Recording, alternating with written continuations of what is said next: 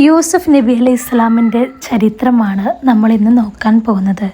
പ്രവാചക വര്യരായ യൂസുഫ് നബി അലൈഹി ഇസ്ലാമിൻ്റെ കാലത്തെ ഈജിപ്തിലെ മന്ത്രിയായിരുന്നു അസീസിൻ്റെ പത്നിയായിട്ടാണ് സുലൈഖ ബീവി പരിശുദ്ധ ഖുർആനിൽ പരിചയപ്പെടുത്തുന്നത്. യൂസുഫ് നബി അലൈഹി ഇസ്ലാമിൻ്റെ ജീവിതത്തിൽ നിർണായക പരീക്ഷണം ഏൽക്കേണ്ടി വരാൻ കാരണക്കാരിയാണ് സുലൈഖ ബീവി. ഇരുവരുടെയും ചരിത്രം വിവരിക്കാൻ പരിശുദ്ധ ഖുർആനിൽ ഒരു അധ്യായം തന്നെ തിരഞ്ഞെടുത്തു. സാധാരണഗതിയിൽ പ്രവാചകന്മാരുടെ ചരിത്രങ്ങൾ പല സൂറത്തുകളിൽ പലയിടങ്ങളിൽ പറയുകയാണ് ഖുർആനിൻ്റെ ശൈലി.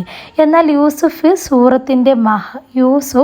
സൂറത്തിൽ മഹാന്റെ ചരിത്രം മാത്രമാണ് വിവരിക്കുന്നത്. തൻ്റെ സഹോദരന്മാരുടെ അസൂയ മനോഭാവമാണ് യൂസുഫ് നബിയെ ഈജിപ്തിൽ കൊട്ടാരത്തിലെത്തിച്ചത്. സഹോദരങ്ങൾ കിണറ്റിലെറിഞ്ഞ യൂസുഫ് നബിയെ ഒരു യാത്രാ സംഘം കരയ്ക്ക് എത്തിക്കുകയായിരുന്നു. മദിയനിൽ നിന്നും ഈജിപ്തിലേക്ക് പോവുകയായിരുന്നു അവർ. യഥാർത്ഥത്തിൽ ഈജിപ്തിലേക്കുള്ള വഴി അതല്ലായിരുന്നെങ്കിലും അവർ വഴി തെറ്റി അത് വഴി വന്നതായിരുന്നു.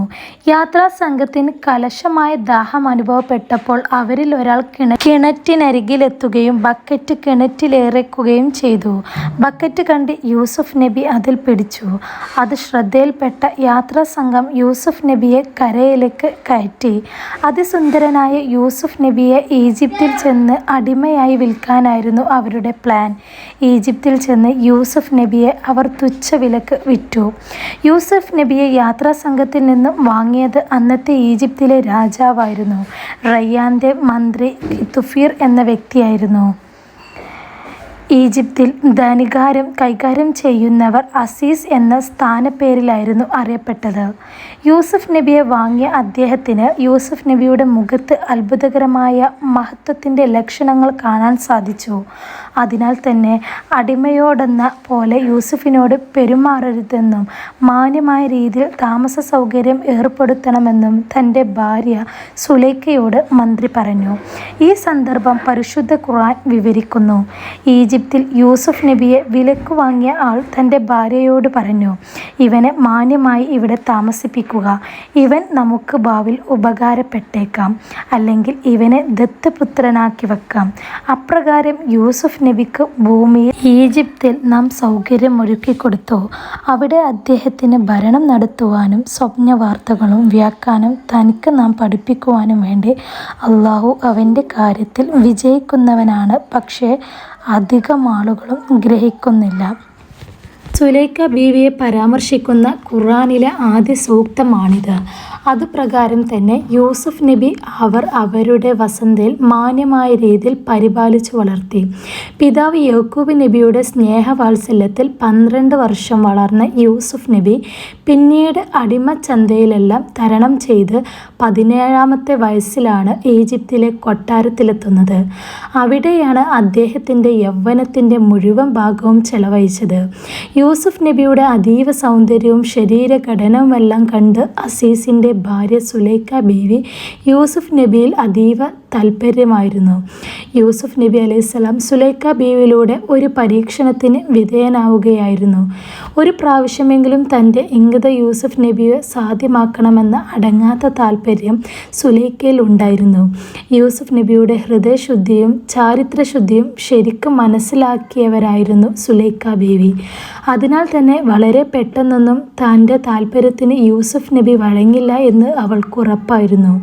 സാധാരണ രീതിയിലുള്ള ഒരു വികാര പ്രകടനത്തിലൂടെയോ ശരീര ചേഷ്ടകളിലൂടെയോ തൻ്റെ താൽപ്പര്യം യൂസുഫിനെ അറിയിക്കാൻ കഴിയില്ല എന്ന് മനസ്സിലാക്കിയ സുലൈഖ കുതന്ത്രം ചെയ്യാൻ തന്നെ തീരുമാനിച്ചു.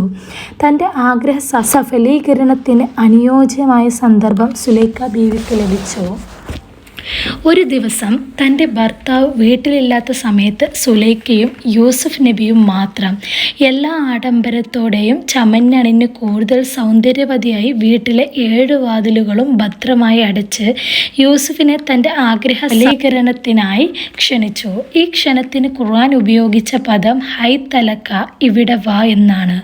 പരിശുദ്ധ ഖുർആൻ വിശദീകരിക്കുന്നു, യൂസുഫ് താമസിച്ചിരുന്ന ഗൃഹത്തിൻ്റെ നായിക അദ്ദേഹത്തിൻ്റെ കുതന്ത്രം ഉപയോഗിച്ച് വശീകരിക്കാൻ ശ്രമിച്ചു.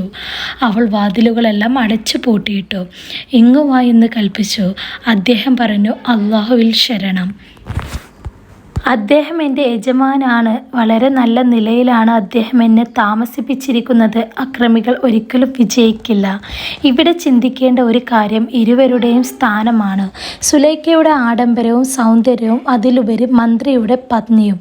എന്നാൽ യൂസുഫ് നബിയാകട്ടെ അടിമച്ചന്തയിൽ നിന്നും തൻ്റെ ഭർത്താവ് വാങ്ങിയ അടിമ ആയതിനാൽ തന്നെ അത്തരത്തിൽ കുലീനയായ ഒരു സ്ത്രീ തൻ്റെ ആഗ്രഹ സഫലീകരണത്തിന് യൂസുഫ് നബിയെ ക്ഷണിച്ച സന്ദർഭമാകട്ടെ എല്ലാ തരത്തിലും അനുയോജ്യം. വീടിൻ്റെ ഉള്ളിൽ 7 വാതിലുകൾ അടച്ച് അതിൻ്റെ ഉള്ളിലാണ് ഈ സംഭവം നടക്കുന്നത്. അതുകൊണ്ട് തന്നെ പുറത്ത് ഒരു വ്യക്തി അറിയാൻ സാധ്യതയുമില്ല. അതിലുപരി മന്ത്രി പത്നിയായാലും യൂസുഫ് തൻ്റെ ഭൃത്യനായതിനാലും ആരും സംശയിക്കാനും ഇടയില്ല. എന്നിട്ടും യൂസുഫ് നബി പറഞ്ഞത്, അള്ളാഹുവിനെ സൂക്ഷിക്കുക. ഈ വീടിൻ്റെ ഉടമസ്ഥനും നിങ്ങളുടെ ഭർത്താവുമായ എൻ്റെ യജമാനിൽ നിന്ന് ഞാൻ പൂർണ്ണ വിശ്വസ്തനാണ്. അതിനാൽ തന്നെ അദ്ദേഹത്തിൻ്റെ വിശ്വസ്തത തകർക്കാനോ അക്രമികളിൽ പെടാനോ ഞാൻ ഉദ്ദേശിക്കുന്നില്ല. സൗന്ദര്യവും ആഡംബരവും പ്രതാപവുമുള്ള ഒരു യുവതി തൻ്റെ ആഗ്രഹ സഫലീകരണത്തിന് വേണ്ടി സുന്ദരനായ യുവാവിനെ ക്ഷണിക്കുമ്പോൾ സ്വാഭാവികമായും രക്തവും മജ്ജയുമുള്ള ഒരാളിൽ വികാരമിളകും എന്നതിൽ സംശയമില്ല. അതല്ലെങ്കിൽ അയാൾ മനുഷ്യനല്ല എന്ന് പറയേണ്ടി വരും. അത്തരത്തിൽ ഒരു ചായ്വ് യൂസുഫ് നബിയിലും ഉണ്ടായി. എന്നാൽ അത് യൂസുഫ് നബിയുടെ വിശ്വാസ ദൗർബല്യം കൊണ്ടല്ല, മറിച്ച് പൂർണ്ണ അനുകൂല സാഹചര്യത്തിലും തൻ്റെ നാഥന് ഇഷ്ടപ്പെടാത്ത ഒരു പ്രവർത്തനത്തിൽ നിന്ന് പിന്മാറിയതിനാൽ അദ്ദേഹത്തിന് പ്രതിഫലം കരസ്ഥമാവുകയാണ് ചെയ്യുക. യൂസുഫ് നബിയുടെ മഹത്വമാണ് നമുക്ക് ഇവിടെ വ്യക്തമാക്കുന്നത്. പരിശുദ്ധ ഖുർആൻ ഈ സന്ദർഭം വിവരിക്കുന്നു. സത്യമായും അവർ അദ്ദേഹത്തെ സംബന്ധിച്ചു കരുതി തൻ്റെ ദൃഷ്ടാന്തം കണ്ടിരുന്നില്ലെങ്കിൽ അദ്ദേഹം കരുതുമായിരുന്നു, അപ്രകാരം ഞാൻ ചെയ്ത തിന്മയെയും നീചപ്രവൃത്തിയെയും അദ്ദേഹത്തിൽ നിന്ന് തിരിച്ചു കളയാനാണ്. നിശ്ചയമായും അദ്ദേഹം നമ്മുടെ ഉത്കൃഷ്ട ദാസന്മാരിൽ പെട്ട വ്യക്തിയാവുന്നു. തൻ്റെ ദൃഷ്ടാന്തം കണ്ടില്ലായിരുന്നുവെങ്കിൽ അദ്ദേഹം കരുതുമായിരുന്നുവെന്നാണ് ഖുർആൻ പറഞ്ഞത്. അഥവാ യൂസുഫ് നബിയെ സുലൈഖ ആഗ്രഹ പൂർത്തീകരണത്തിന് ക്ഷണിച്ചപ്പോൾ യൂസുഫ് നബി അള്ളാഹുൽ അഭയം തേടി. യൂസുഫ് നബിയുടെ വാക്കുകൾ തന്നെ ഖുർആൻ വിവരിക്കുന്നു. കുറ്റങ്ങളിൽ നിന്ന് എൻ്റെ മനസ്സിനെ ഞാൻ ഒഴിവാക്കുന്നില്ല. നിശ്ചയം മനുഷ്യ മനസ്സ് തിന്മകളിലേക്ക് വളരെയധികം പ്രോത്സാഹിപ്പിക്കുന്നത് തന്നെയാണ്. അപ്രകാരം യൂസുഫ് നബിയുടെ മനസ്സ് തിന്മകളിലേക്ക് ചായാതിരിക്കുവാൻ അള്ളാഹുവിൻ്റെ അടുക്കലിൽ നിന്നുള്ള ദൃഷ്ടാന്തം കാണിച്ചു കൊടുത്തു. അഥവാ കുറ്റം ചെയ്യാതിരിക്കാനുള്ള ബോധം മനസ്സിലുണ്ടാക്കി. ബുർഹാൻ എന്നാണ് ഖുർആൻ അതിനെ സൂചിപ്പിക്കുന്നത്. ഇമാം ഖുർത്തുബി റളിയല്ലാഹു പറയുന്നു, ആ ബുർഹാൻ അള്ളാഹുവിൻ്റെ ദൃഷ്ടാന്തങ്ങളിൽ നിന്നുള്ള ഒരു ദൃഷ്ടാന്തമാണ്. അത് യൂസുഫ് നബി അലൈഹിസ്സലാം കാണിച്ചു കൊടുത്തു. അപ്പോൾ അദ്ദേഹത്തിൻ്റെ വിശ്വാസം ശക്തമാവുകയും തെറ്റിൽ നിന്ന് ഒഴിഞ്ഞു നിൽക്കുകയും ചെയ്തു. യൂസുഫ് നബി അലൈഹിസ്സലാം തൻ്റെ മനസ്സ് തെറ്റിലേക്ക് പ്രേരണ നൽകിയ സമയത്ത് അദ്ദേഹത്തിന് തൻ്റെ പിതാവ് യാക്കൂബ് നബി അലൈഹിസ്സലാമിൻ്റെ രൂപം കാണിച്ചു കൊടുക്കുകയാണ് ഉണ്ടായത്. യാക്കൂബ് നബി അലൈഹിസ്സലാം യൂസുഫ് നബി അലൈഹിസ്സലാമിൻ്റെ നെഞ്ചിലേക്ക് ശക്തമായി പ്രഹരിക്കുകയും അതിനാൽ യൂസുഫ് നബി സുലൈഖയിൽ നിന്ന് തെന്നി മാറുകയും ചെയ്തു. തൻ്റെ ഇംഗിതത്തിന് യൂസുഫ് നബി വഴങ്ങാത്ത പക്ഷം അദ്ദേഹത്തെ നിർബന്ധിപ്പിക്കുവാൻ സുലൈഖ ശ്രമിച്ചു. തത്സമയം സുലൈഖയെ തള്ളിമാറ്റി യൂസുഫ് നബി രക്ഷപ്പെടാൻ ശ്രമിച്ചു. പിന്നാലെ സുലൈഖയും പുറപ്പെട്ടു. വാതിലിനടുത്ത് എത്താറായപ്പോൾ പുറത്തേക്ക് ഓടാതിരിക്കാൻ വേണ്ടി സുലൈഖ യൂസുഫ് നബിയുടെ ജുബ്ബയുടെ പിൻഭാഗം പിടിച്ചു വലിച്ചു. തൽഫലമായി ജുബ്ബ കീറുകയും ചെയ്തു. ഇരുവരും ചെന്ന് പെട്ടത് യജമാനായ അനീസിൻ്റെ മുന്നിലായിരുന്നു.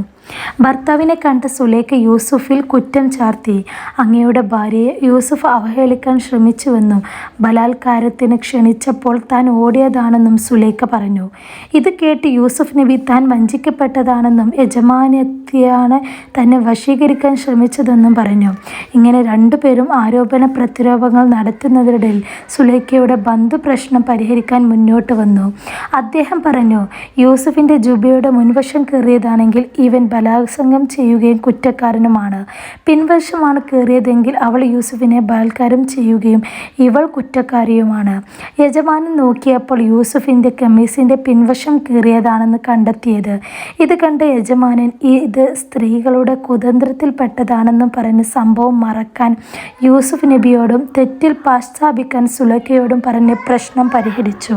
എന്നാൽ മന്ത്രി വസന്തയിൽ നടന്ന സംഭവം പട്ടണത്തിൽ പാട്ടാവുകയും എല്ലാ സ്ത്രീകളുടെ ചെവിയിലും എത്തുകയും ചെയ്തു. മന്ത്രിയുടെ ഭാര്യ യുവാവിനെ കാമിച്ചുവത്രേ, അതും ഭൃത്യനെ. മോശമായി പോയി. ഇപ്രകാരം പറഞ്ഞ് അവർ പ്രചരിപ്പിച്ചു. ഇതറിഞ്ഞ സുലൈഖ അവരെ പരീക്ഷിക്കാൻ തീരുമാനിച്ച് തീർത്തും ആഡംബരപൂർണമായ രീതിയിൽ അവരെ സൽക്കരിച്ചു. എല്ലാവർക്കും പഴങ്ങളും അത് മുറിക്കാനുള്ള കത്തിയും നൽകി.